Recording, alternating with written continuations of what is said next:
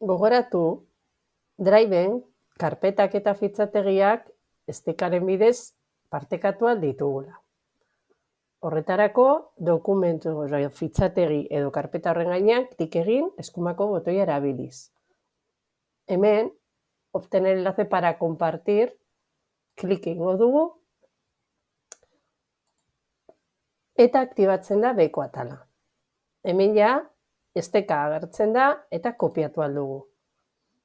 Esteka hau, bidali ahal izango dugu, posta elektronikoaren bidez, edo beste dokumento batean edo web orrialde batean itsatsi. Horrez gain,